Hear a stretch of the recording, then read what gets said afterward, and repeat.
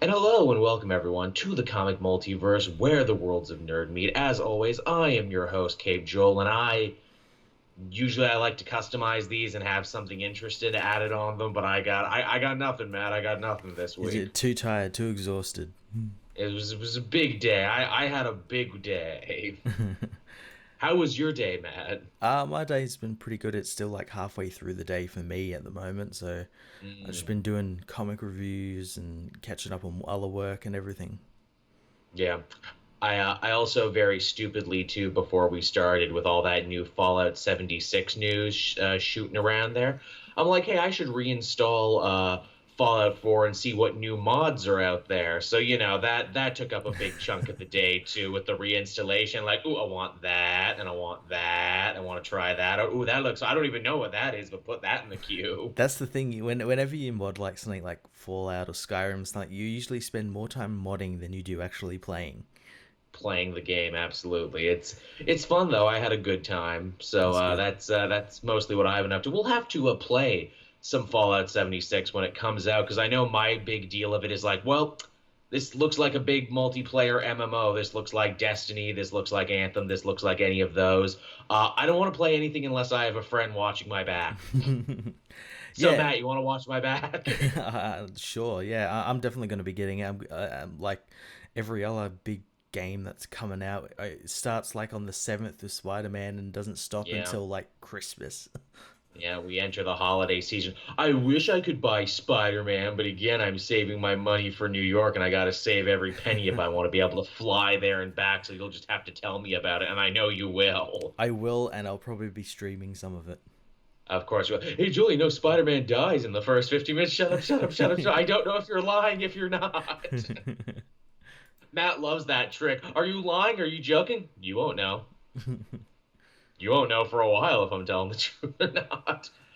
Uh, But yes, we actually do have a decent amount of news here. It's funny, Matt. I had at least two different people ask me this week in two different videos, when are we going to do another commentary? Yeah, I know. I did see that, and I think maybe we'll have to do one soon. Yeah, I think the answer to that is as soon as the news dries up, we'll do another commentary. And I imagine there's probably not going to be much to talk about next week. The real question is, what do people want to see? Obviously, they want our thoughts on Infinity War, and that's finally out on DVD now, so we can talk about that. Should we do Black Panther first before Infinity War? I feel like we should, because Black Panther leads into Infinity War, and it would be a weird gap if we didn't talk about Black Panther first. Maybe we'll just put it to like a vote, like we did the last one on the Sure. Twitter polls and stuff like that. See what people want. Yeah, yeah, we can make a straw poll and you can put that over there in the Discord and everything, and we can try that one out there. But yeah, I know it's been a while since we've had a good old fashioned commentary, and we should go back to do them. So we'll definitely be looking to try and do one of those for. And I guess we can save Wonder Woman now for closer to Shazam and Aquaman, so we can have a DC property that we might actually want to talk about. It's funny because I feel like we did Wonder Woman. I know we didn't, but I We it feel planned it. yeah. I think maybe that's what it was. Yeah, I feel like we had done it. Yeah. Also, hey, to anyone out there, if you have a copy of the Deadpool commentary we did, send me a copy of it. I think it got lost somewhere in conversion between Podbean to SoundCloud to iTunes because I was looking through our commentaries and I'm like, I know we did a Deadpool one. I just know we did because obviously with Deadpool 2 out now for completionist sake. Yeah, yeah. I So do remember, and I remember it being one of our better commentaries as well. Logan was really solid, but yeah, I think Deadpool was good too. So if someone has Deadpool, a copy of it, please send it my way, please, because Joel can't keep track of his own files. This is why Joel needs an intern that I can blame for losing it. How dare you lose that? Chuck, the intern, is his name probably. This is the new lore. But yeah, speaking of Deadpool too, and I was some big news that came out this week from Tim Miller. Apparently, Deadpool 2 was going to actually feature the cast of Fan Four Stick. Yeah, we got like the concept artist for his movie, his version of the movie was Yeah. releasing all these different arts, and yeah, they were having the Fantastic Four back. I imagine it would have been like a comedy bit, probably like Oh, of the one with course. the X Men that was actually in the film. But Yeah, yeah, what, you can't afford anybody here? Or it might have been a bit from the end of the movie where he's like, I'm gonna go around and clean up all the mistakes time has made. He goes and he kills the fan four stick. yeah, something like Deadpool kills the Marvel Universe sort of style. Which I would love that, man. You could have Deadpool versus the fan four stick cast, and that would actually have been pretty amazing. Well, that's actually how Deadpool kills the Marvel Universe begins, with him killing the Fantastic Four. I know, so there you could just grow it from there. But yeah, funny to think of the road not traveled. I like the new redesigned costumes. Thing is smoking a cigar, actually has pants for a change, Yeah, and looks like the comic Thing, not whatever and was in looks, that film. yeah. Michael B. Jordan has a red suit now because fire. But that's okay. Michael B. Jordan didn't care that he didn't get to wear that suit. He did much better. Yeah, he got it accepted into the MCU. He's fine. They're all doing fine. They're all okay. But yeah, interesting to think of the road not traveled, to think we were this close, and I could definitely see Yeah. that as something they would want to throw on the table for a Deadpool sequel, where it's like, really, we can do whatever, we can make fun of anything. Yeah, definitely. I'd like to see like what else they had in store, like stuff we probably can't see because it might be Yeah, used somewhere else or something. yeah, or stuff that might be embargoed. Speaking of stuff that I didn't think we would see, but apparently we are going to see, and fairly soon because it's officially been greenlit. HBO's Damon Lindelof's Watchmen series. It's going to series now. No turning back. The pilot was accepted. It's going. Can you really call it Watchmen? Because it's more like after Watchmen by the looks of Yeah, like all like the set photos and what we know of the story, because it takes place long after the events of Watchmen. So yeah. yeah, It's very misleading to call it Watchmen. This is like Watchmen in name only at this point, the more we hear about it. basically, yeah. And again, as we said before, I think you and I both, Matt, lost a lot of interest for this right around the time they said, "Oh yeah, it's gonna be a modern take on Watchmen. It's gonna take place in 2018." Yeah, it was modern, and they were using like current political climates instead of like the Yeah, whole Cold War thing, which is yeah. arguably what made the story really interesting. It is because yeah, that's the thing. You use allegory is what it was. It wasn't the 80s when the original Watchmen came out, just like it isn't the 80s now, but you use that to talk about what's going on today. Even the movie, which if you love or hate, even the movie got what was going on. Yeah, it didn't have to base it in modern times of whenever that movie came out. Yeah, Well, that I was gonna say they did put a couple lines in there. Like there's a line near the end of the movie where they talk about who's going to potentially be elected president. And I think in the comic it's like what, some cowboy actor talking about Reagan. But in the movie they dropped the actor part and they're like, what, some cowboy talking about Bush.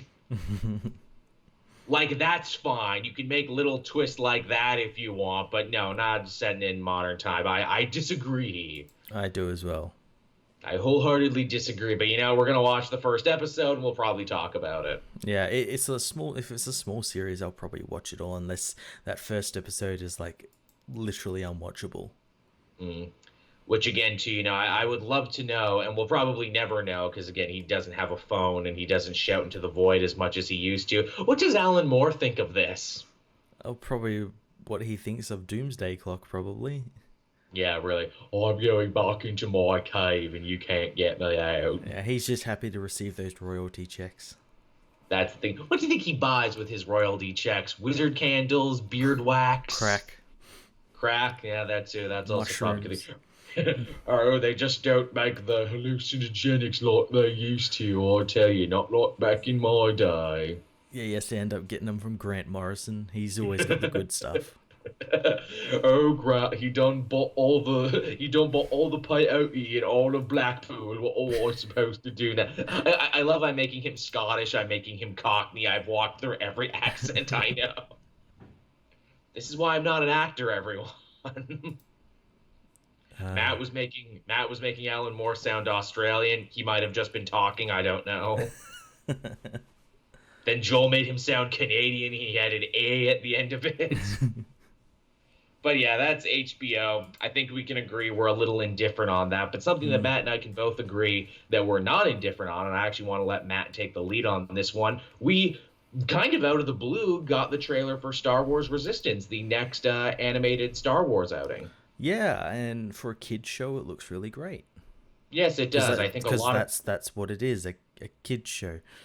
thank you, Matt, for being one of the sensible Star Wars fans. I really sometimes feel like you and I are the last two sensible Star Wars fans It who are feels like, like that. ooh, we're like, ooh, this looks fun. Ooh, I can enjoy this for what it is. Oh, Rebels started out kind of softer, and so did Clone Wars, but boy, did they get more mature as time went on. Exactly. I don't know why people are so up in arms about this. And always Star Wars has been very kid centric. Mm. Star Wars doesn't match what's in my mind anymore, and because of that, I don't like any of it. That's exactly what it is, though. But didn't you spend years in between prequels asking for more Star Wars? Yes, and now that I have it, I don't want it. Yes, because Disney. Because Disney and reasons, apparently. It's all very strange. It's all very, very strange. Almost to the point where I'm like, was I this annoying by not liking the prequels? I don't think I was. No, I can't even remember. Like, I still don't like the prequels, but I'm not, Neither. constantly going online and saying how bad they are and how George Lucas fucked everything up. Mm. I think everyone at the end of the day, a lot of the louder voices there, I think they think they're red letter media, but they're not. Yeah, that's the problem with it. That's the Like problem. yeah, like red letter media sat down, researched, wrote, Yeah. did a bunch of stuff. It's not the same. Now that being said, to talk about what we've seen in Resistance, this I guess this is the closest we've seen to a Star Wars series in peacetime, yes. See, I don't know because we know it's set 6 months before The Force Awakens. Right. So That's why Poe's there. kinda peacetime, Right. Well, but kinda they're not because the First Order is still there. they're talking in the synopsis where it's like, okay, you're going to be part of like a special rogue squadron-y type flight unit that's going to go and try and gather more information on the First Order. Assumedly, this show is actually going to give us a lot more explanation as to what the First Order actually are, if you haven't read a book or an appendices or something else. I really hope so, yeah. And the thing that and I was talking about this when I learned that it was 6 months before Force Awakens because Mm. we obviously have the Poe Dameron comic, which is Yes. takes place the months leading up to the Force Awakens before moving on. Mm. So So like, when Poe isn't on screen, yeah, he's often issued 5 or something.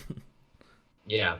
But hey, that's another thing too, where it's like, people may piss and moan about Disney's handling of Star Wars. So far, the continuity is all very tight, and it's tighter than it ever was under Lucas's. That's what I was gonna say. It's all coherent. It has no like real inconsistencies and everything. If they are, they're very minor ones.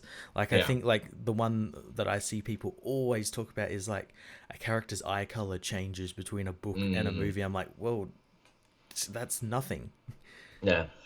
Another thing too, for all the pissing and moaning, being like, oh, Disney destroyed my beloved Legends canon. They destroyed my extended universe. Nah, dude, it's still there. And also, Thrawn is canon now because of Disney. A bunch of other stuff that wasn't canon before is canon now because of Disney. And it wasn't under Lucas. Lucas was ambivalent to most Yeah, of the expanded universe stuff. He didn't know it. He didn't care. He outsourced that to other people and cashed the check. yeah. He never read any of them. He didn't consider them his canon for his Yeah. movies. So yeah, it technically never was canon. Yeah, with Disney, you're probably closer to getting what you want than anything else because clearly they have a think tank of people who ask, well, what do people like from the expanded universe? Oh, they like Thrawn and the Zahn books. Okay, cool, let's put them in then. Yeah, yeah, and we'll get Zahn back to write him into this new universe. Works. Exactly, where it's like, what are you complaining about? What could they possibly do for Star Wars Resistance to put stuff in canon? Now, there's a lot of places they could go with it. There's a lot of stuff they could add.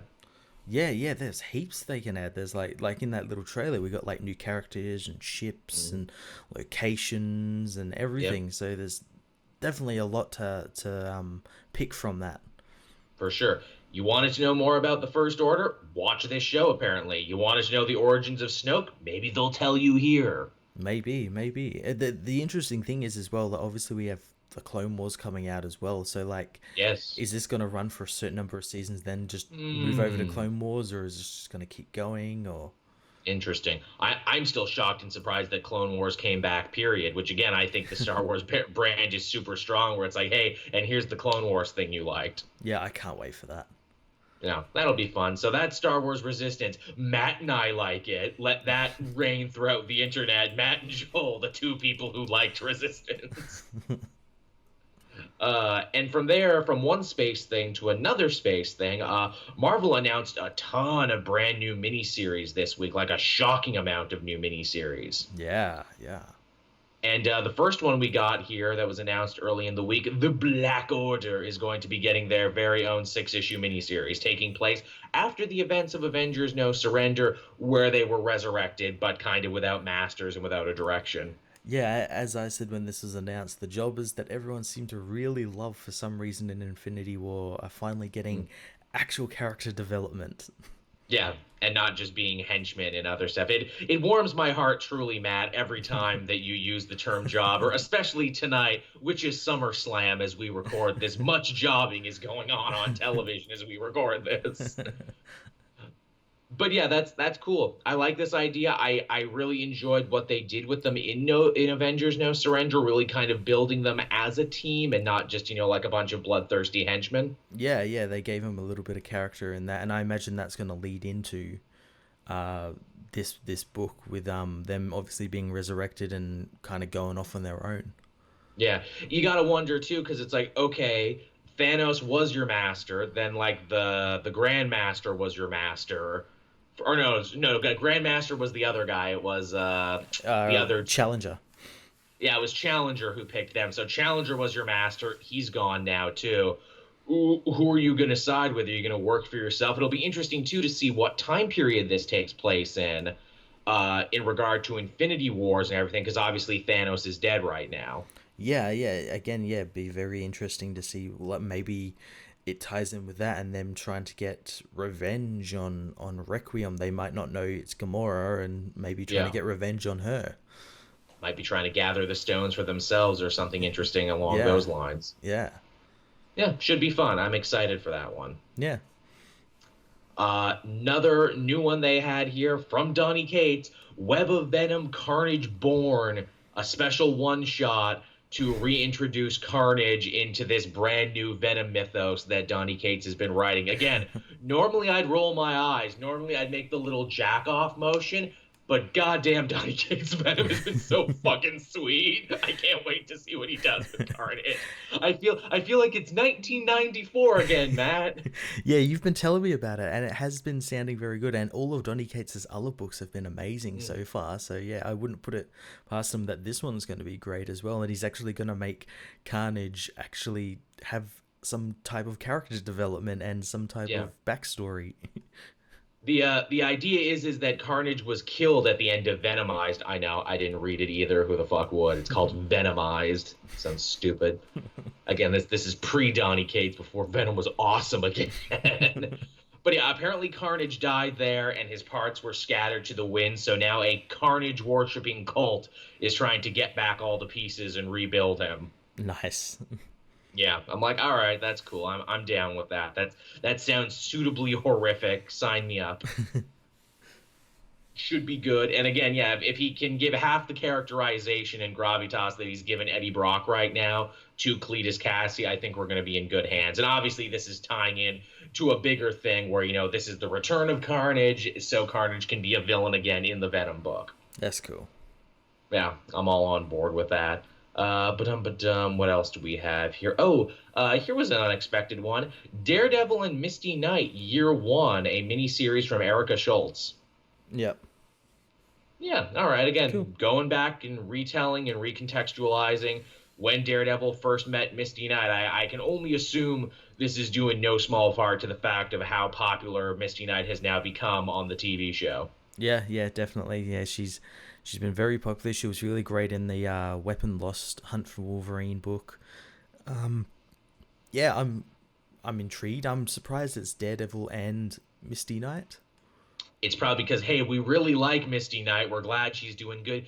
Oh, but we don't trust her on her own with her own miniseries, though. We've always teamed her up with the Daughters of the Dragon or the Heroes for Hire or something, which is so weird that they trust Shuri with a solo series all to herself. But, oh, Misty Knight, you get a mini, and you have to tag along with Daredevil as well. Yeah, that doesn't seem very right. I would have liked it if it was like her and Frank McGee, because their relationship in that Weapon Mm, Loss book was really great, and they were yeah. like they were great partners for each other. And even in the newest Daredevil arc right now, Frank McGee is back and playing a big part. Yeah, yeah, I've heard. It's the new Phil Noto drawn stuff. You would like it, and it's a good jumping on point. Awesome. Yeah, so and that goes for everyone out there who's not reading Daredevil right now. The art finally matches the storytelling, so go check it out, damn it. Check it out, and Joel can talk about Daredevil more. Not enough people are talking about Daredevil. Everywhere I go, I say that. The coffee shop, why aren't more people talking about Daredevil? The public pool, why aren't more of you talking about Daredevil? And you get thrown out of all of them. And I get thrown so many places I can't go back to anymore. Just raving about Daredevil. It's something else we might be raving about, Matt. Obviously, Extermination was this week, the book that seeks to answer the question, what are we going to do with all these time-traveling mutants? We're tripping over them. We got too many. Maybe we should kill them or send them back. This begged the bigger question, what about Old Man Logan, though? He's also a time-displaced X-Men, but technically time-displaced from the future. What are you going to do with him? Yeah, fucking kill him. We're going to kill him too, but he gets his own 12-issue maxi series to explain how that goes, and it's called it's called Dead Man Logan. I think that's going to be cool. Is it going to be written by the same people writing Old Man Logan? Yes, Ed Brisson. Yeah. And he's doing Extermination, isn't he? He's writing Extermination right now, so he got that job. Ed, we need you to kill all these mutants. Can you do it? Oh, can I? I'll do it, sir. Or he probably said, I'll do it, because Ed Brisson's actually Canadian. Here's the funny thing. I will fully admit that I did not give Ed Brisson a chance. The first thing I read of his was his Bullseye miniseries. Yeah. Which I didn't think was very good, but a lot of that's not his fault because it's hard to write Bullseye as a main character because he shouldn't be a main character. Mm-hmm. He works when he's skulking around in the shadows and you don't know what's going on in his head. But between Extermination, which I read right now and really enjoyed, and the fact that he's going to be taking the reins on most of this new X-Men stuff moving into the future, I feel like I should go back and read the Old Man Logan stuff I missed because I quit after Jeff Lemire's run was done because he ended it in such a nice place. Yeah. And I'm like, well, that's the end now. To do any more after this would be sacrilege. This was such a nice ending. But no, apparently he went forward in time again and fought the Maestro. Yeah. He fought Bullseye in the future. Apparently he's been fighting all sorts of cool stuff.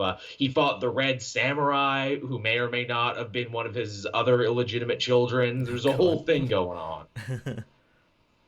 Apparently it's been good. So here's the thing. Maybe that'll be a story so far video. Be like, hey, what did you miss in Old Man Logan? Because I do want to read this, and it sounds like to truly appreciate it, I'm going to need to go back. Yeah. Also, Marvel must love the idea of getting to be like, look. We get to double dip into the money pot. We get to reap the benefits of bringing Wolverine back to life over here and killing him again at the same time. Think of the sales. Think of this. It's all Wolverine. Oh, God, he's alive and he's dead and he's old and he's young. It's the best. So fucking good. But yeah, this one actually looks fun. And yeah, that was surprising to see so many new miniseries get announced all at once. Yeah. This kind of seems to be like a new publication, new marching order thing for Marvel, where it's like, look, let's keep the actual books we have right now small in run, but we'll do lots of interesting little one-shots and miniseries. Yeah, that's what they seem. Yeah, they've got Spider-Geddon coming up. They're doing a bunch of one-shots for that. They got all these new ones, Sentry. Yeah, they've gotten all these little series, and it seems to be working. I think we've talked about it before. It seems to be working for them. Yeah, and I'm sure the marching order for all of these is, hey, when any of these sell really good, or if any of these get really good in critical acclaim, let's totally keep these going. Yeah, let's do a volume 2, but make it an ongoing or something. Yeah, for sure. What was the last piece of news here before we talk about what we read this week? I saved the sad, serious news for last because I figure that would be a good way to do it. Again, keeping up with the ever ongoing story, the saga of James Gunn and Disney. Apparently, Variety reported earlier in the week that the word from on high was that Disney will not be moving from their previous statement. They will not be rehiring him. But again, it's all very vague, and that's not to say that they couldn't get him back on something down the line, that they couldn't get him in a producer role. But the general feeling seems to be Disney stepped in it. They know they stepped in it, but they can't admit they're wrong because that would be worse for them. Yeah, this whole situation is just so weird because, like, one, they're not going to be bringing him back. They fired him, but they'll use his script. So he'll get a writing credit. Which seeks to say that they're not that angry at him. Yeah, and then, like, so if that's the case, why not just bring him back to direct it? If you're going to use, like, him for half the job, bring him back for the whole job. Because the mouse cannot look weak, Matt. The mouse cannot seem like he flip-flops. I don't know if you follow Americans, but Americans really hate flip-flop, and apparently it's the worst thing you can do. But doesn't making informed decisions actually show a good sign of leadership that you learned and researched? And nope, can't flip-flop. If I'm wrong, I need to be wrong to the bitter end. That shows strength, damn it. Shows stubbornness is what that shows. Yeah. But yeah, so that's that news as it stands right now. Again, online Dave Bautista, who has been a real champ on this one. Really, all the Guardians actors have really been taken up for Gunn in a way that you never see in situations like this, which again, I think speaks volumes to the type of guy that he actually is to those who know him, that they're willing to go to bat for him on this one. He was talking some mad shit about Disney on Twitter, like, dude, I respect what you're doing, man. That's some cojones. But he was basically saying, I dare you to fire me. Yeah, and it could very well happen. I get why he's, like, defending Gunn, because Gunn is basically the reason why he got serious about acting. Yes, for real. Again, Dave Bautista wouldn't be near as big in Hollywood if it was not for Gunn. Yeah. So you can understand why he's coming to bat for him. But yeah, he's getting very close to that line where we're gonna see, like, a headline where they cast, like, I don't know, Brock Lesnar as Drax or something. Hey, Brock Lesnar is Drax. Brock Lesnar, he wouldn't show up. He'd only show up for a couple hours a day and then, go kill an animal with his bare hands and eat its flesh. And they'll be like, that'll be $50 million for every time I show up. Are you gonna do more than a couple moves and a couple words? Nope. You want to tell me no? Not you, you genetic freak. You do whatever you want. Whatever you want, you human avatar of rage. Which is funny because, you want to get people in trouble for shit they said in the past. Look, you don't have to look too far for shit Brock Lesnar said in the past. That'll get him in trouble. He said quite a few things. Yeah. But yeah, the whole James Gunn thing, it's just goddamn ridiculous. I wish Disney would grow up. Again, it sends a terrible message, and I especially wish they got their shit together when they saw what went down with Dan Harmon and Sarah Silverman and Patton Oswalt, and when these same cyber Nazis, for the lack of a better word, tried to pull the same fake outrage trick on them. Cartoon Network, Adult Swim, all the places that these people worked for were like, no, fuck off. Yeah, it's like, yeah, we get it. We know what you're doing. We don't care. Yeah, go away. It's not going to work on us. So to think Disney, the Mouse House, this big monolith, got played by internet shitheads is really hard to fathom. Yeah, well, it doesn't. You could be the richest company on the planet, which is pretty much they are, and yeah. You still get played by some guy in a basement somewhere. Yeah, can't buy common sense, can't buy a clue. It really is like the modern equivalent of like, ooh, I bought these magic outrage beans and I traded my golden cow for it. Disney, what did you do? I was just gonna build a beanstalk, you'll see. Disney, you're acting really weird about this. You're acting weird about it. God damn it. But yeah, that's that news for this week, everyone. I get the strong feeling this isn't the last we're going to be talking about it, though. No, I feel like we're going to get something else. Yeah, maybe it'll quiet down for a little bit, but who's to say? I guess from there we can hop on over into what we read this week, and it was a lighter week this week. I feel like a lot of the big books are getting delayed and pushed back. They really are. They it It's seems like that, doesn't it? it's getting quite weird. Like, here's the thing: I wasn't gonna cover Spider-Geddon, but it's Sunday now, and I'm gonna need more content for the channel, so I might have to cover Spider-Geddon. Yeah. Well, it's really funny to like see like because I'm so used to like the DC Rebirth schedule where we have an Action Hmm. Comics and then we have a Superman and then we have like a week where there's not really anything, then it's back to Action Comics, then Superman and Detective Yep. and all that, but now it's all over the place. Again, if you want another sign of the pendulum spinning the other way and maybe DC dropping the ball, they got one too many prima donnas on these books now. Where it's like, hey, Bendis, when's Superman going to be done? When it's done. Yeah, well, when I get around to it. Hey, Tom, hey, how's that Doomsday Clock coming? When it's done. When's what about this Heroes in Crisis Sanctuary Batman? When it's done. So speaking of Batman, let's talk about Batman.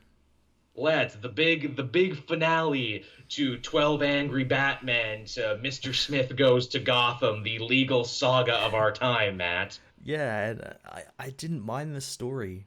I didn't. Neither did I. It was passable. It did feel to me like with this last issue that Tom King wrote 52 issues just so he could write this issue. This really, more than the wedding, more Yeah. than anything else, I this think is that's why he truly broke them up so he could write this. this is the culmination of Tom King's work on Batman.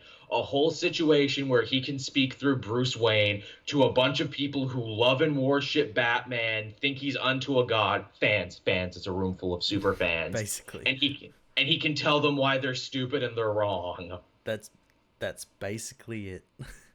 That is the whole reason. And also like have a weird little diversion about Batman and his religious leanings where Batman comes out as an atheist, which I kind of always secretly believed anyway in my own personal headcanon, because he hangs out with Martians and Amazons and, aliens that would completely disprove the existence of a Judeo-Christian God as he appears in the Bible. But then you also get weird shit where it's like, but Batman, you fucking know Zariel, who's an actual honest to God fucking angel. You've seen the hand of creation, the god, Yeah, God, basically. yeah, you've seen the hand of creation. Also, hey, when your buddy Green Arrow died, he went to Judeo-Christian heaven. And when Green Lantern, your buddy Hal, died, he became the Spectre, the human embodiment of God's anger. Nope, atheist. Magic, wizards and shit. Yeah. I mean, at least have him be an agnostic, right? It's like, oh, I don't know what to believe. That's fair. There's lots of shit out there you don't know what to believe. That's okay. Yeah, I really enjoyed the like deconstruction and like the little hit at like people who think Batman's a god when really Yeah. he isn't. The one It's thing 22 pages of Tom King telling people off. I liked it all the way up until I think the second last page where we get like a talk between him and Alfred, and Alfred's like, "Oh, you bribed yourself onto the jury," and like, "Oh, this is interesting. This completely undercuts the entire story." I was waiting Yes, for this it to does. happen because this is what Tom King does. He cannot leave well enough alone. He cannot help but write one more word. And it's beautiful because up until now, this whole story was all about Bruce Wayne saying, oh, yeah, I don't like the shadow that Batman casts over the legal system. Batman's not infallible. He's a man. He should not be able to, affect the justice system in the way that he does. It's unfair. It's un-American. It's unconstitutional. Yep. And to show how much I care about law and order, I bribed my way onto this jury so I can affect it using my money and power. Yeah. Oh, so you... and that brings the thing, opens the door basically like, well, what's stopping him from doing it again to anyone? Exactly. Yeah, they never say. I'm like, well, what's stopping Batman from brutalizing another criminal? Is he just going to buy his way onto another jury? Sure, he talked these 11 other people out of believing Batman's a god. What about every other trial that's going to go on from here to forever with every one of his villains? The millions of other people that live in Gotham. He's convinced 12 fucking people. Again, this is also so indicative of Tom King. Tom King's like, I'm going to pull the thread on this sweater because I'm so clever and I'm so fun, and it works in 12-issue bites like Vision and Mr. Miracle, and I'll have someone else clean it up. No, no, stop pulling threads on Batman. If you keep pulling threads, we're literally just gonna have, and we just have fabric now because you pulled that string too hard.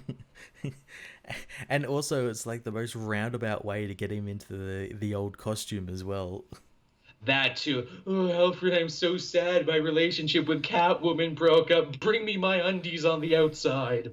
I need to remember who I was. I'm like, you remember who you are. Yeah, you And, don't have amnesia. and this is like the weird thing as well. The whole issue. I'm like, well, if he's talking about like how he Batman wasn't there to catch him when Selita broke up with him, like he couldn't just fall back into Batman. I'm like, you seem to be pretty mentally scarred by this. If only someone had a clinic that you could go to, a sanctuary of some type. If you will. Yeah, if only. Oh no, Tom King forgot about that. No, the thing you invented, the thing you're building up to. If only Batman's too Batman good for that. Yeah, Batman doesn't believe in psychiatry either. Batman's actually a Scientologist. Fuck these psychiatrists. And I was actually thinking about this the other day. It's like, wouldn't it have been cool if they like had a story where like he goes through all this and like he realizes he needs some help, so he can't turn to really anyone else, otherwise they'll find out his identity. So he turns to like Harley Quinn. Oh yeah, who kind of knows his deal, is crazy, but is also an anti-hero and a crime fighter. Yeah, that'd have been a cool story. And like a psychologist as well, and you could somehow talk to with him and everything, and that would have been really cool. But no, we get him abusing the justice system, basically. That too. What a hero Batman is. Yeah, I like your Harley pitch too, because then you could tie it in deeper to her own psychosis, like her Florence Nightingale syndrome of always falling in love with her patient. So then Harley falls in love with Batman and starts dressing up like a Robin and everything. It's like, why can't I be your sidekick? No, get away from me, shit. But yeah, so Batman, as much as we can shit on the ending and as much as the ending deserved some shitting on, I would say this is probably the most clear, concise, and focused Tom King story in a bit. It had a beginning, middle, and end. It did have a beginning, middle, and end. Although they never did actually explain if Mr. Freeze murdered those women or not. Oh, he clearly fucking did. Yeah, I guess so. Fucking did. But I beat him up though, which means he should go free, even though he's guilty. He's probably got to go do it again. He's probably going to go do it, and I'll beat him up again, but I won't savagely beat him up. I'll only beat him up the proper amount.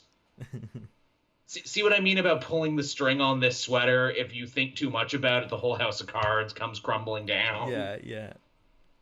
This is why, like, when Sean Gordon Murphy did it, he did it in White Knight, which was an Elseworlds, and Batman quit at the end of that story when he realized his own inherent hypocrisies. Yeah, he had a clear story, and oddly enough, that involved Harley Quinn in as like a linchpin in that as well. Sure did. And the biggest problem that keeps coming back in Tom King's Batman, hey Tom, do you like Batman? Do you want us to like Batman? Because like you're really writing an unlikable Batman. And if I can't be invested in him, who should I be invested in? It's so fucking weird. But, we've talked enough about Batman. What else would you like to talk about? Let's talk about Justice League. Justice League, yes, that's right. We got another installment of this one. Again, you didn't think it could get crazier, but then it got crazier. It just keeps getting crazy. We got Batman fighting Lex Luthor inside Superman's bloodstream. Yep. That was awesome. Luthor, who gets probably the sickest burn on Batman, saying, you are a child motivated by your nightmares, but I'm a man motivated by my dreams. Lex Luthor, his return to villainy has been so good. It is, Snyder, again, master of the game of this thing. It's, he's comprised so many different versions of Lex Luthor from all over the place. He's a little mad scientist. He's a little Legion of Doom from the cartoon. He's a little of everything. Yeah. That's like all the villains in this, like Sinestro as well. He's a little of like the stuff Venditti wrote for him, as well as like Jeff Johns, and then again like the Super Friends and all that sort of stuff. Yeah, they get a lot of different layers on here and a lot of different stuff. And again, Luthor just keeps winning every step of the way is the funny thing. He just can't be stopped. This is like the most he's ever actually won. Yeah, he just keeps on winning. just can't stop. You're gonna be tired of winning Lex Luthor at this point. I like we get a very short scene with Black Manta and Cheetah in this book, and I love it because they come to this realization where it's like, I think we're lower tier villains than the other guys. Yeah. I think they don't take us. Yeah, I don't think they take us seriously. Like they put us on smash and grab duty. Meanwhile, they're getting brand new god powers and getting to go to the totality. What do we do? We're picking up this key. Yeah, I like that a lot. I like their team up as well because it's not a team up you would suspect either. No. No, not at all. And Cheetah's like, meh, I'm an archaeologist. I'm just happy to go here and look at some Atlantean relics I've never seen before. And Black Manta's like, I want god powers. I'm good. I'm good at stuff. I'm gonna be in a movie. I'm good at stuff. Yeah, that was really cool. I liked Barry kind of tapping into the still force a little bit there. Yeah, trying to get around it. Yeah, that was fun. That was cool. John Stewart using the Flashmobile. Yes, that was really great. Where they're like, okay, you know what? If we gotta to win this, we gotta pull all of our powers together, use them in unique ways. And John, you've been fighting the the ultraviolet powers for so long, but how about you give in to them and try and get everyone else to give them up? Yeah, and use them against Umbrax.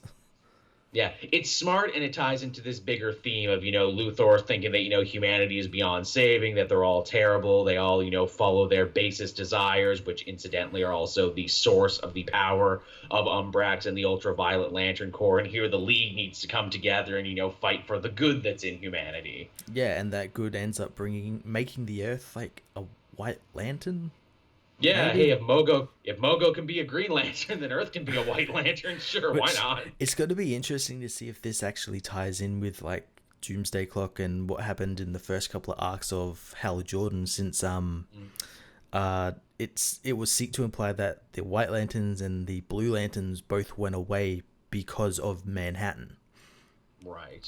There was something to do with Manhattan, sort of like not killing them off, but like stopping them from actually being able to be a thing. Yeah, I would love to see that happen, but as DC stands right now, I don't think it's gonna happen. No. I think the editors are all asleep at the wheel right now. Yeah, it's like, oh, John said we couldn't do it. Yeah, Snyder's better about it though, because at least he's trying to be collaborative with other writers. Where it's like, Yeah. hey, can I use the slow force over here? Sure, I'll be sure to give you credit and I'll give it like a nice thing. But if you want to know more about the still force, go read Flash. Yeah, exactly. He's doing a really good job of like balancing out all these different forces and where they appear and sort of having some type of roadmap. Yeah, most definitely.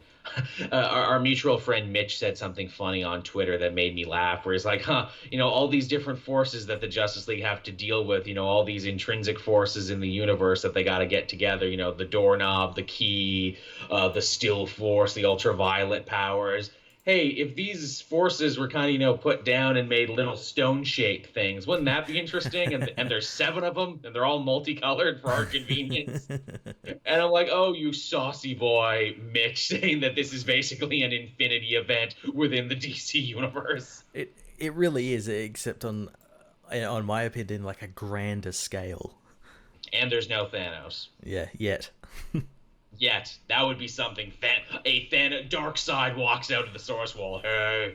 Yeah, he wants all of the source powers for himself, and he collects them in a gauntlet. Yeah, it's a gauntlet. No, it's a necklace. No, it's a boot. It's the Infinity Boot. Is what it is. Boot. Oh, all the powers into my right foot. Oh, you know what we did talk about? Batman in this issue, he got both his arms and legs broken. Yeah, that was pretty fun. That was really cool, and it also like matches up with like the next couple of issues because he's like out of the team for the next like 2 or 3 issues. I liked ultimately defiant Batman in this issue where it's like, well, Luthor, your plan's been going really well so far. You covered every base, but you forgot one thing. I'm the goddamn Batman. And I bring kryptonite into my best friend's body. Yeah. To which I love that even discussed Luthor was like, oh my God, you brought kryptonite into Superman's body? Oh, with friends like you. To think that even Luthor would be disgusted. It was like, even I wouldn't think of that. You need help, man. You need to go to Sanctuary or something. But But yeah, Justice League continues to be good. In fact, I would argue with Superman and Batman and Detective Comics and all these other normally regularly awesome books dropping the ball. I would say it's safe to say Justice League might be the best thing at DC currently. Yeah, I'd agree with that. The best thing or one of two best things. What's the other best thing? I'm trying to think. I know Titans is pretty good, and that's tied into this story. Not Teen Titans, Yeah. not the Black Site Gulag Robin shit. That's pretty good. Supergirl is pretty good as well. Yeah. Which is funny, we've completely swapped now. Now you're actually reading more DC books than me. Yeah. It was so weird this week where I'm like, well, I guess I'll just get my two DC books. The Batman that I don't really like, but this one was slightly better and improved, and the Justice League that's really good, and all Marvel books, please. So weird, such an odd feeling. Yeah. So what Marvel books did you have? Well, I guess the big one this week was Extermination #1. I had that as well. Yes, the big answer to what are we going to do with all these damn time-traveling X-Men? And the answer is, going to kill some of them, going to kidnap the rest. That's literally what the issue. The issue was basically death of the X-Men, much like death of the Inhumans. Just murdering them off, or trapping them somewhere, or kidnapping them, or something.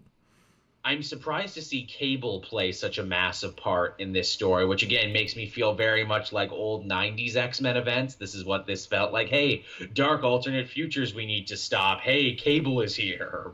Yeah.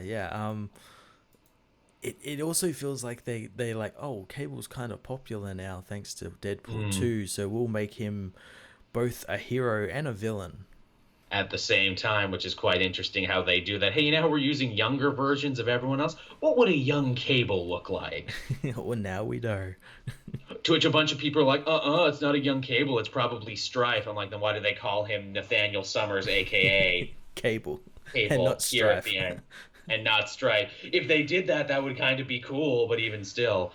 We even get like some stuff with Ahab, again, another villain from the Hope Summers timeline. Yeah, that was cool. They make reference to it with Rachel Summers and how she's kind of been changed into a hound. Yeah.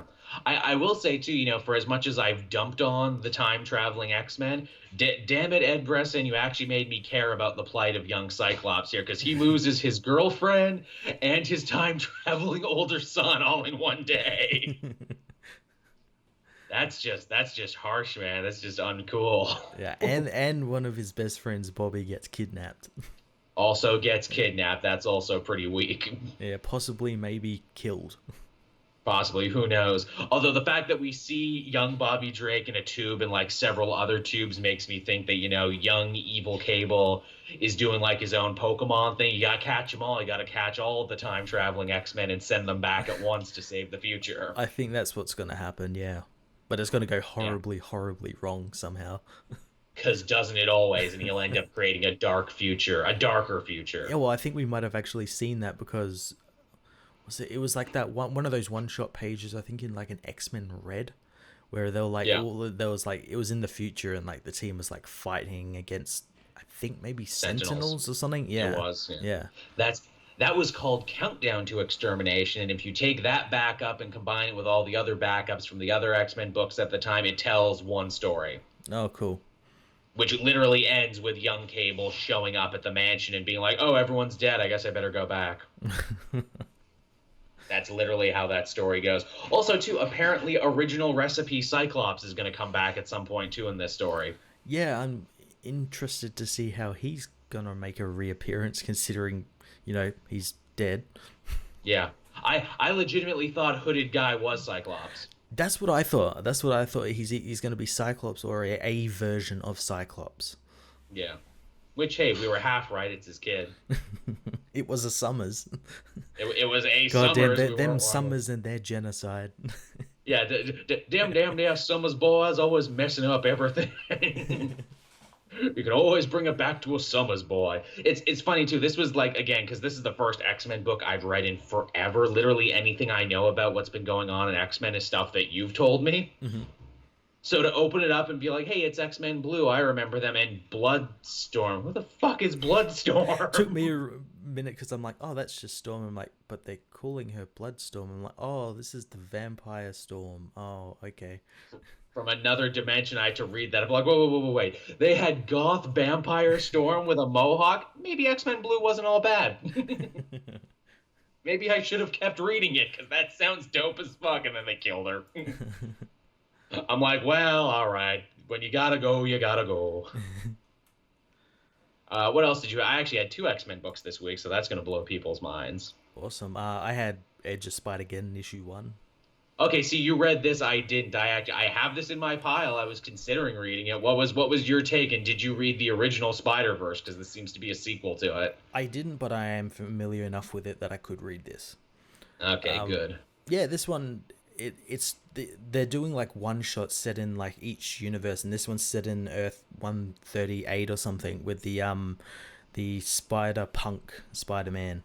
Ooh, I like him, Hobie Brown. Yeah, and he's going about his business fighting Thunderstrike, and then Thunderstrike gets killed by Kang the Conglomerator.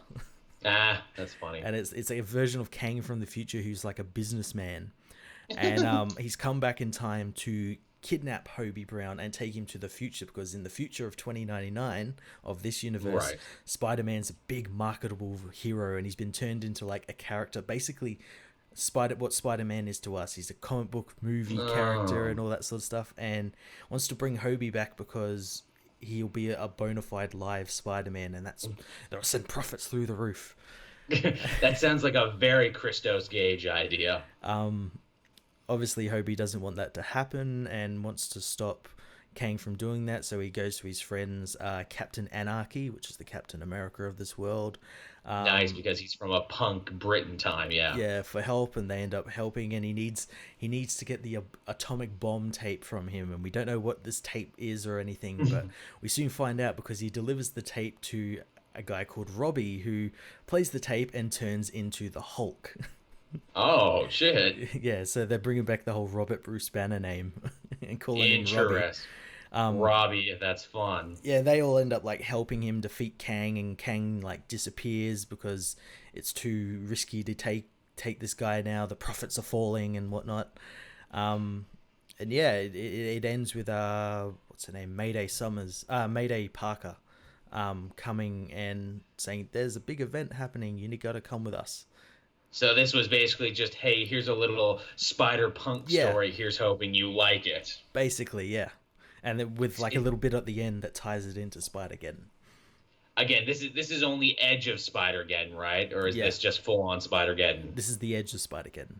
Okay, so we're going to get a bunch of little stories before we even get the big story. Yeah, and I think those 2 characters are now moving on to the next universe, and I think by the end of it, they'll have like a little team that'll go into Spider-Geddon.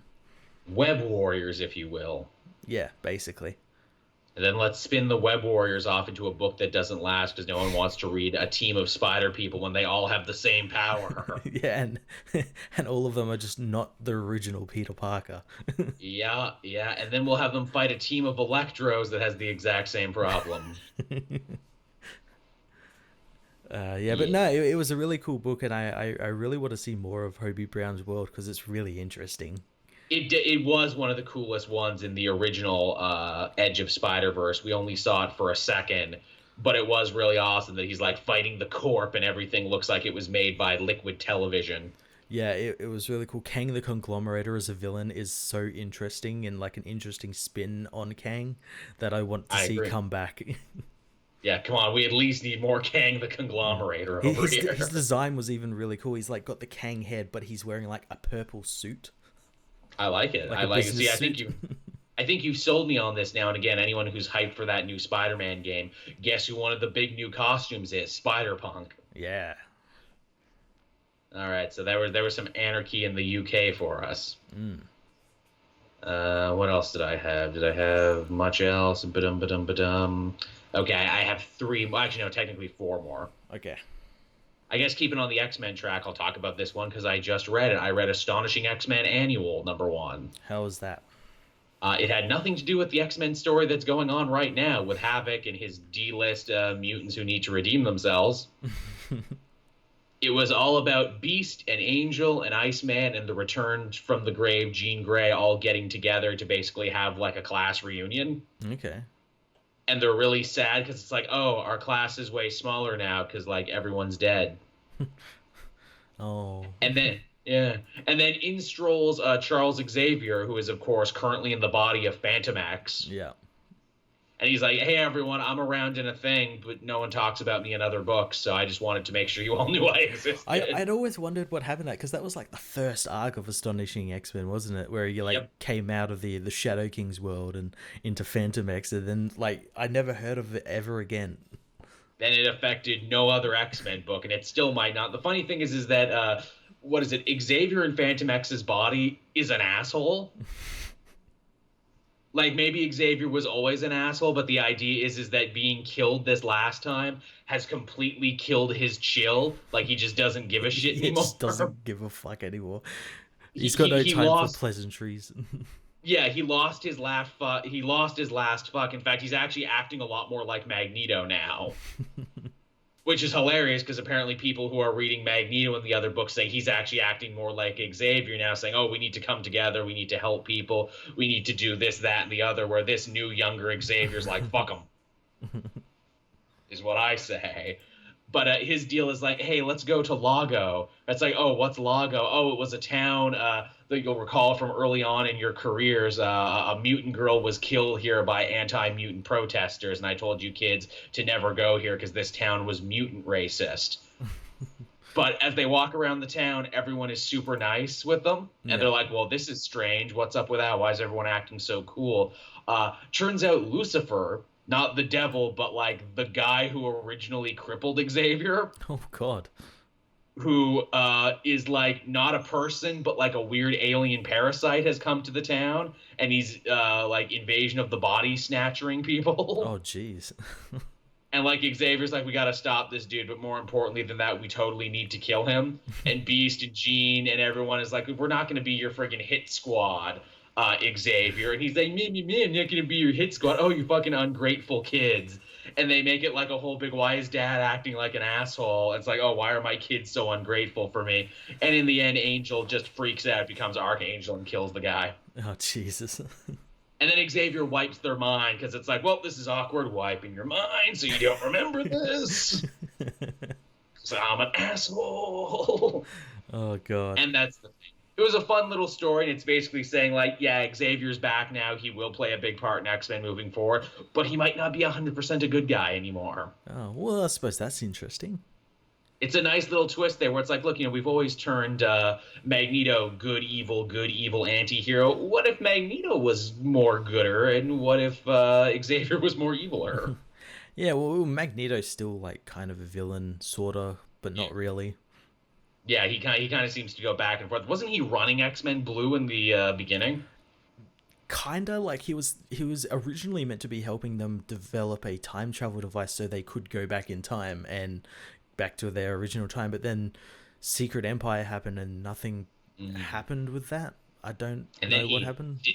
And didn't he use it selfishly for himself, like he wanted to travel into the far future, hoping, oh, in the future there'll be no more X-Men and I can rule. Ah, crap, that's right. X-Men are the only teams that survive into the future in Marvel. God damn it, you think I would know this. But yeah, so it was a fun week for X-Men books. Yeah, that's cool. I imagine your next 3 books, too, are the next 3 that I had as well. Maybe, yeah. Maybe. Probably. I obviously had Infinity Wars. I know you did as well. I certainly did. Yeah, it was all right. It was fun. It was good. It's very event storytelling where it's like, oh no, so and so died. All these characters died. Yeah, they'll be back though. Yeah. Like the start of this issue, or end of last issue, we have Peter Quill die, and the start of this issue, Stephen Strange brings him back with the Time Stone. Yeah, no, he's cool. He's fine. Everybody. Didn't mean to scare you. I like Doctor Strange spends a good chunk of this book just trying to get Turk Barrett off the field. Yeah, it's like, you can't be here. No, your money's not going to help. Gamora will just fuck you up. Just give me the stone. I'll look after it. Come on, give me the stone. Give me the stone. Yeah, you can keep all the money you've stolen already, but this is a Marvel event and you're a D-lister. At best, you former stilt man, you're gonna die out there. And hey, in a fun bit, Turk actually gets Doctor Strange to owe him a favor, which you figure the Sorcerer Supreme owes you a favor. That ain't bad. That's gonna be pretty cool. I hope that pops up in his in Doctor Strange's ongoing. I wonder, or if that'll be a payoff at the end of this story. It definitely felt like a hey, pay attention to this for later. Yeah. What else? What else happened there? Oh yeah, Gamora seems to be like haunted or like possessed by Thanos or something. Yeah, she cut off his head, but his head didn't stop talking to him. Very Shakespearean. Yeah, and it's constantly she sees visions of him, and he's like, "Oh, you better kill Drax, cause why not?" Yeah, it's like, is she going crazy, or is Thanos really talking to her? Yeah, that's very interesting. I wouldn't have pegged Gamora to go bad, but I guess she technically started as a villain. So did Drax, for that matter. Well, see, so she's not particularly going evil. Like she all intents and purposes is, but like her intentions aren't evil. She wants the Soul Stone, and no one's going to give it to her, and this is the only way she can get it. So she has to take it because everyone else is all tied up in their own bullshit, and she feels that her friends and her teammates have all been ignoring her, and that all of this murdering is just a cry for attention, really. Yeah, and it's even better, like if you read all of Jerry Duggan's Guardians run and everything, it all like sort of carries on from there. Yeah, which I think a lot of people missed, myself included. I had to get it summed up for me. I dig that in this issue she finally reclaims the Soul Stone and gets the piece of herself back that was lost. But then she's like, oh, this is kind of awkward now as I stand ankle deep in the blood of Avengers and Guardians and everything. Having just gotten all of the Infinity Stones quicker than like Thanos has ever gotten them. Yeah, all by playing possum too. Yeah, that part was so genius with the Reality Stone and Carol. How like Carol like uses Morse code and Cap's the one to figure that out because of course Cap would know Morse code. Yeah, I got it. Yeah, it was good stuff. Yeah, and I think as well this issue like sort of teases how those amalgamation books are happening since we see like Cap and Doctor Strange sort of like fused by the Reality Stone or something. Yeah, that was interesting. I'm like, okay, that's a fun pitch for it because again, we're only 2 issues in and we gotta have all those warp tie-ins. Yeah. Because it's like, yeah, how the hell are we gonna get here? Because 2 issues in, I didn't see how we were gonna get there. No, I still don't. I think we've got like issue 3 and then the warped issue starts. So maybe issue 3 is like the big one. Right, absolutely. And funny too, Loki shows up to remind you, hey, I'm still part of this story too. Yeah, somehow in the Soul Stone. Yeah, or like, well, again, because he showed up with his biographer and his Viking longship. Because apparently, what Loki wants and what Gamora wants are kind of linked for whatever reason. Yeah. His story was really weird as well in the last issue where he met like himself, but it was like himself, but as Thor. Yeah, with all the Infinity Stones. Like, he met a better version of himself. Yeah. At the God Garden that was shown in the Thanos book. Yeah. Which I thought was a nice touch. Yeah, I mean, there's really not much to say about that one. It was enjoyable. I don't know where they're going yet, but sometimes it's nice to not know where you're going. Yeah. Yeah, so what else did we have here? I had Iron Man. I did as well. Iron Man, which was really more of a Jocasta story. It was a Jocasta Machine Man abusive relationship story. Yeah, some real domestic violence going on here. Robo domestic violence. Yeah, I did enjoy Machine Man's appearance this issue. How he's talking about like is robo, you're appropriating robo culture and culture, Tony, you dick. It's like, look, you wear robot skin. Well, technically it's iron, it's armor, you know, it predates. You're not even made of iron. Cyberspace is for cyber people. People, you dick. And the bar that he drinks at is called the Uncanny Valley. Yeah. That was a nice touch. And when he enters the Ready Player One virtual reality to fight Tony, he does so by looking like a bigger, meaner version of his old costume. Yeah, I thought that was really cool. And yeah, the mask that he has to wear is like a version of his old costume. Yeah. And I like as well that Tony, when he's in the virtual reality, he's Doctor Strange. Chooses to look like Doctor Strange because I'm a master of code. Which is the best kind of sorcery. Yeah, but no, it was a really cool issue, and I like what Dan Slott's been doing with Jocasta and Yeah. sort of trying to make her have a bit of a character arc where Hmm. she wants to become more human. Yeah, they're building a really strong supporting cast for Iron Man. Even the new guy Tony hired, Andy, seems to have the hots for Tony's mom, and it might not be a one-way street. No, I think something's going to happen there, and it's going to be hilarious. Yeah, because it's like, hey, you were the kid who like kicked my ass at robot fights. Now I'm dating your mom. Revenge Yeah, complete. he got it. That was his plan. That Andy's really a villain. Yeah, his long play villainy. Speaking of long play villains too, the mind controlled chief of security who more or less dumps all of her wrongdoings on Machine Man. Yeah, I actually really like this controller story. How it's like tying It's into him. all of these little arcs One shots, yeah. in like really cool way. Yeah, it's a really good way to build it up while also building a supporting cast. Show Tony worrying about his future now that he's come back from the dead and he doesn't quite feel right. It's very well paced and put together. It really is. I'm really enjoying it. I'm looking forward to next issue as well because I think that's going to be the issue everyone's going to be outraged about. Have you seen the cover for next issue? Oh yeah, him and Janet. Yeah. It's about time Janet was happy. All of her other relationships have been total duds. Yeah, yeah. Although that's another thing Infinity War is trying to do. Infinity War is actually trying to fix the character of Hank Pym and get him closer to how he is in the movies. Trying to, but I don't know whether that's going to happen. It's going to be a little rough. I'd like it if, Hank Pym's like, hey, I've reformed. I'm good now. Where's my wife, Janet? Oh, Hank, sit a minute, man. We got to tell you some things. Well, uh, what do you mean? Oh, no, she's dating Tony. I can't compete with that. He's as smart as me, but he's richer. I don't know why my Hank Pym sounds like Jimmy Stewart. Oh, Merry Christmas, movie house. oh god. That's two Jimmy Stewart references I made because I made fun of Mr. Smith Goes to Washington at the top of Yeah. the show as well. It's the God damn, Joel, Jimmy what's happening Stewart with you? special. Yeah, god damn it. Is this what the Alzheimer's feels like, Matt? Is this the dementia setting in?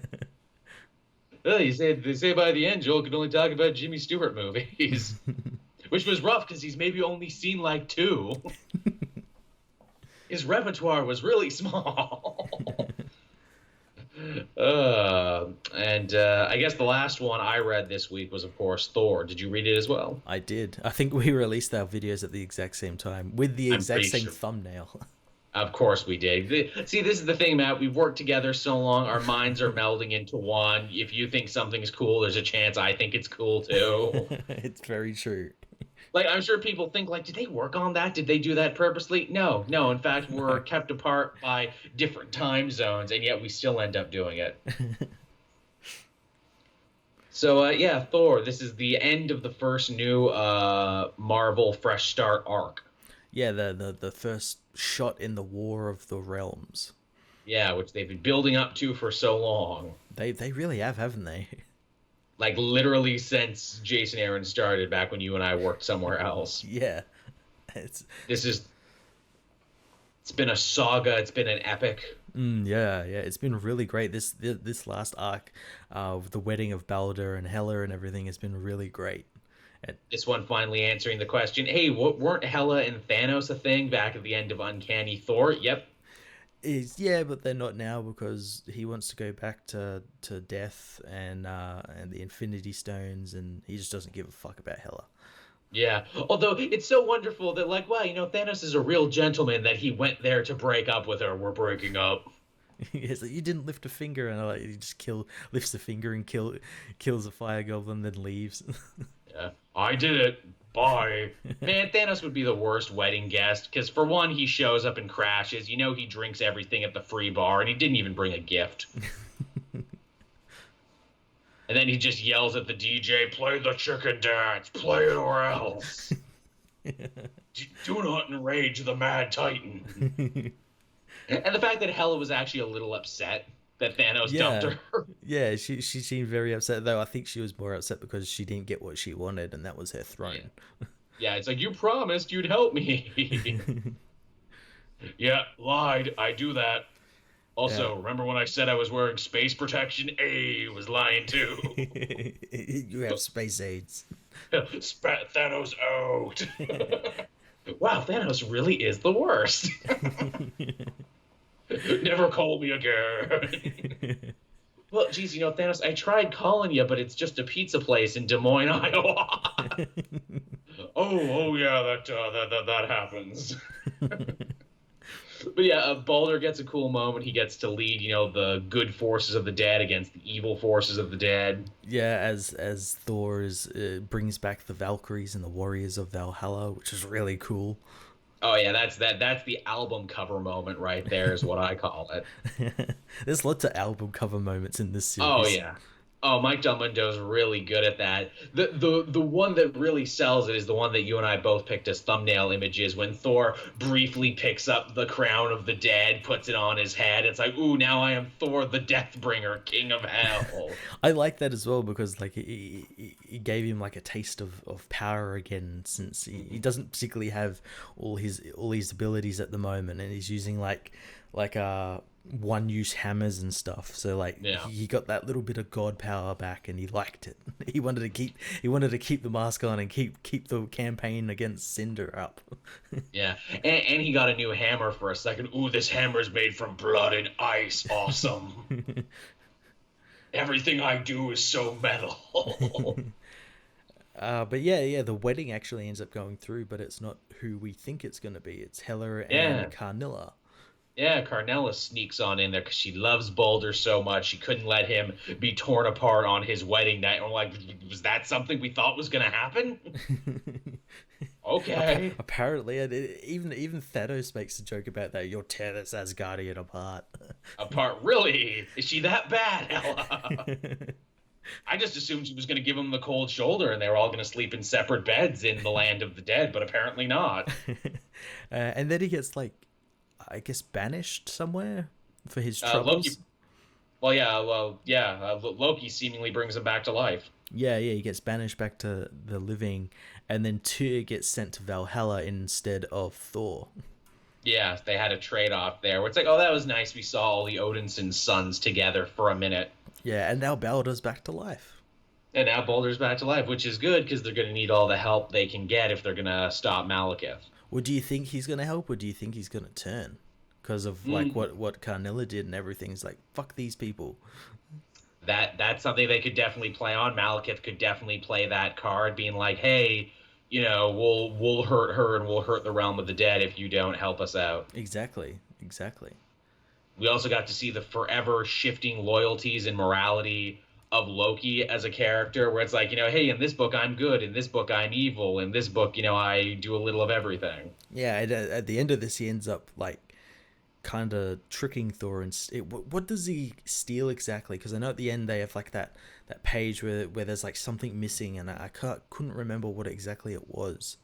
Well, he takes the beer that he's drinking, and then he takes the picture of his mom that he was hung up at the place. That was it, yeah.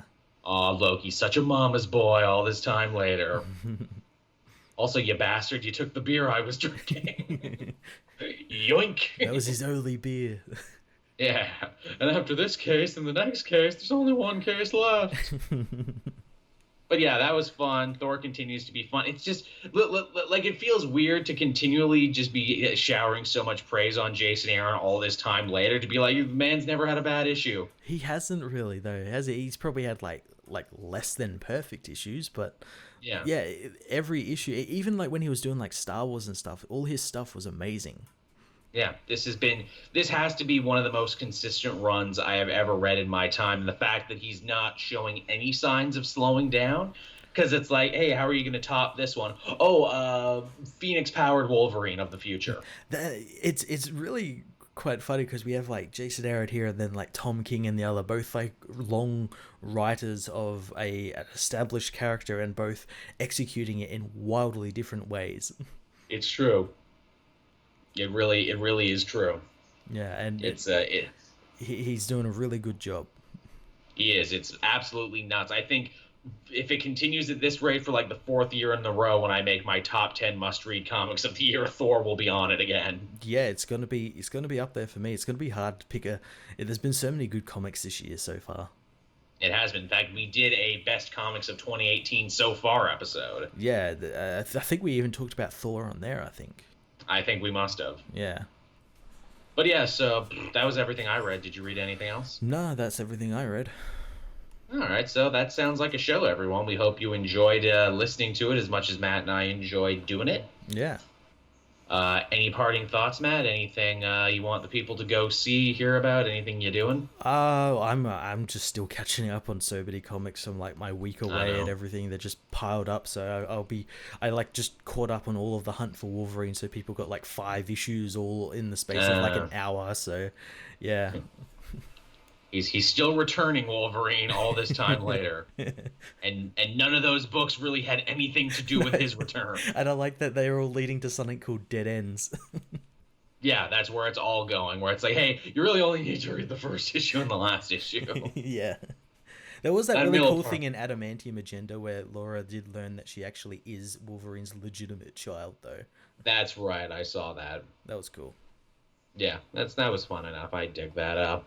Yeah, same going on my channel that you've always known. We got reviews coming out. We got videos. We got this podcast. It's be coming up on Wednesday, so we'll have a whole new set of books to talk about. I've been trying to do more Twitch stuff recently. I've been playing Arkham Asylum, and I've been taking donations for my upcoming New York trip. I've raised, I think, like $86 so far, and my goal is 500. So thank you everyone who's done that. I know some people have used the PayPal tip jar to help out with that. I really appreciate it. That's awesome.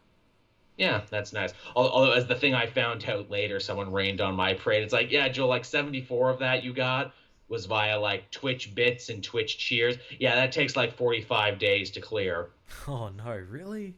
Yeah, so that'll be like 10 days after your trip, you'll actually get most of that money. I'm like, God damn it. Jeez. I know. Again, goes to show how much I know about Twitch. Yeah, wow, that's a long time. Yeah. Also, hey, if you're a patron, you'll get to listen to this episode first before anyone else. You become a patron for as little as $1 a month. We had our best patron turnout ever last month, so let's see if we can keep it up. Would be much appreciated. You can get the show on iTunes. You can get the show on iTunes. That is also linked in the description. If you're an Apple person, please do. And also, hey, if you could give us a rating and you could give us a review, that would also be really good because I think it helps our searchability. Yeah. Which would also be nice. Also, the numbers are up on SoundCloud, too. So if you've been listening to the show on SoundCloud, which goes up on Thursdays, words tongue-tied, much appreciated. Yeah, thanks. Was what I was trying to say. So, yeah, not much else to say after that. No. I guess with that, I will officially bring this episode of the Comic Multiverse to a close. Gavel, gavel. Bye, everybody. Bye.